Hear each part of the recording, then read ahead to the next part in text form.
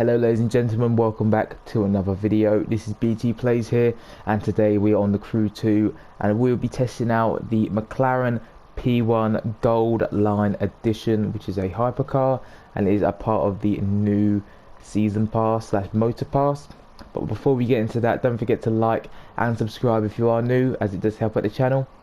And let's get into it. So yeah, I haven't been on this channel in a while. Some things happened.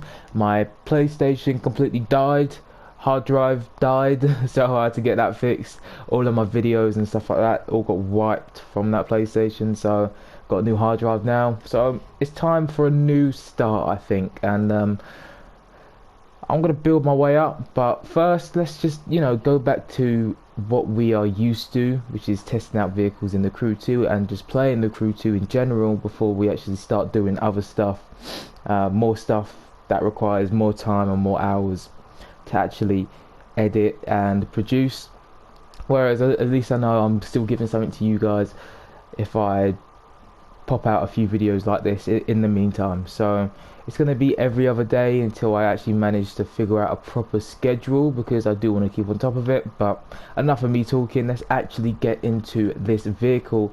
Like I said, it is a part of the motor pass and it is an addition vehicle, so you cannot change the color or the visual parts, but you can change the livery and vanity items. And let's have a look at a few of the liveries. So we have more like a matte black, I think it is.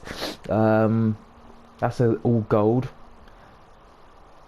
That's a decent livery, to be fair. There's a few decent liveries. Again, you can just get the P1 for that, and that you just get the P1. I'm gonna go with the matte black. This one, the second one.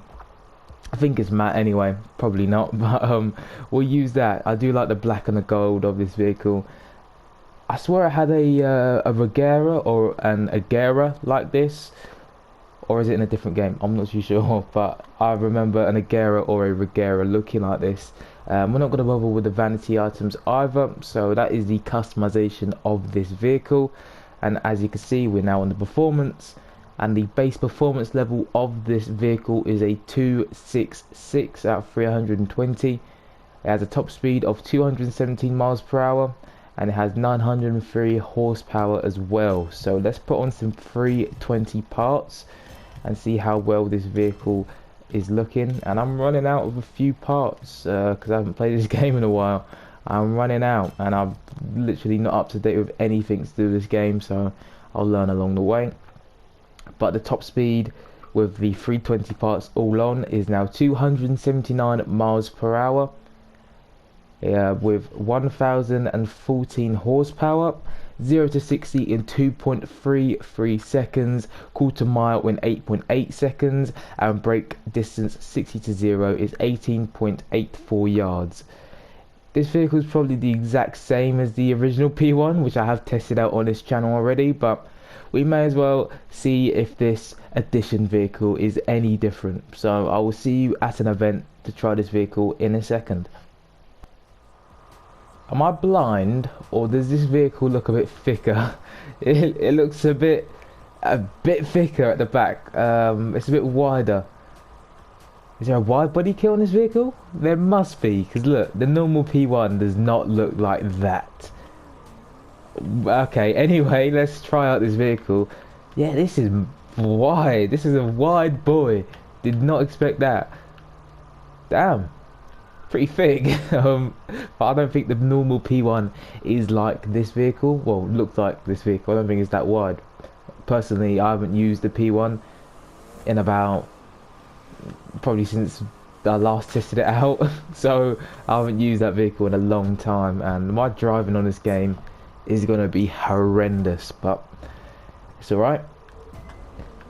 We shall truly see how good this vehicle is as a noob, as someone that literally has no idea how to play this game. I mean, I do, but I just completely forgot.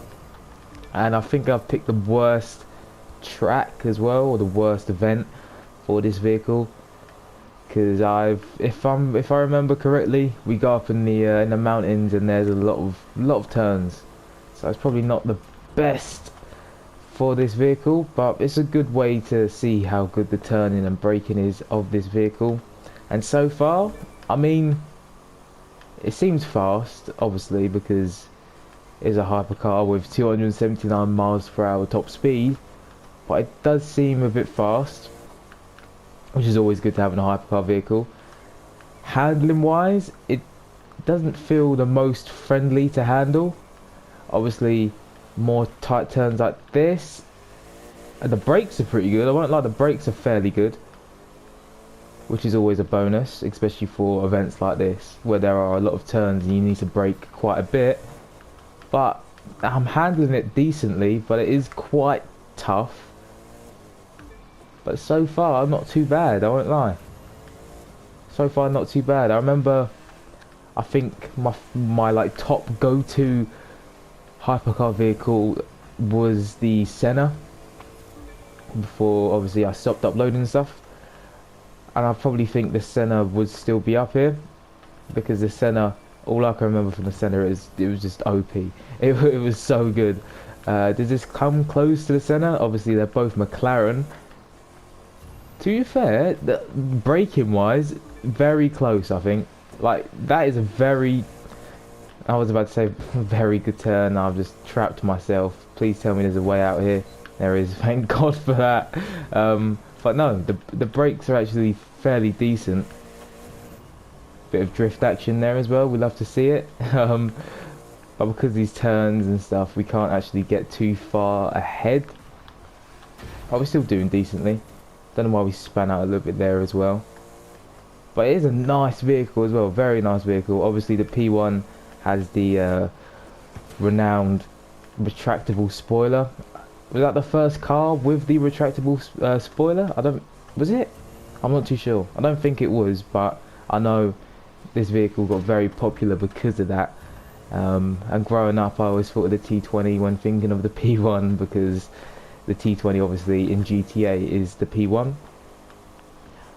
But this vehicle, yeah, it does look very, very nice. I do like this wide body kit that it's got on it as well. I think it's a wide body kit. It just looks a lot wider than I imagined it to. I thought it'd be a lot slimmer and more smaller. But either way, I am enjoying this vehicle's performance. It is a very, very good vehicle, to be fair. And like I said, I might have to put it up against the normal P1 and see if there is any difference. I don't think there is, but to see if there is any difference, because the last time I remember using the P1, it didn't feel this good. Like, this actually feels like a usable vehicle, and before, when I used a normal P1, it didn't feel like I want to use it all the time. But this is a very, very nice vehicle, and would definitely use this vehicle again.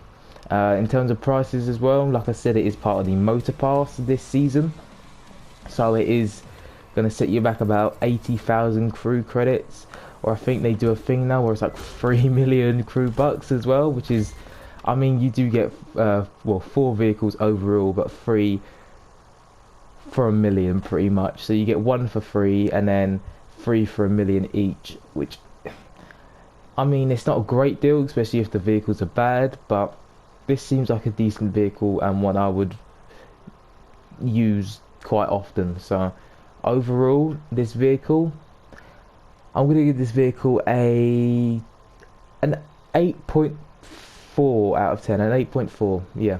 I'm going to give it an 8.4. There is definitely room for improvement, and if it is like the P1, I'd put the P1 higher because of the customization, but obviously this has no customization whatsoever. But the performance was very good, and I would use this vehicle again.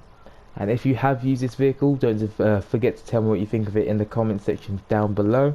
And way down there, don't forget to like and subscribe if you are new, and I will see you in the next video. Peace.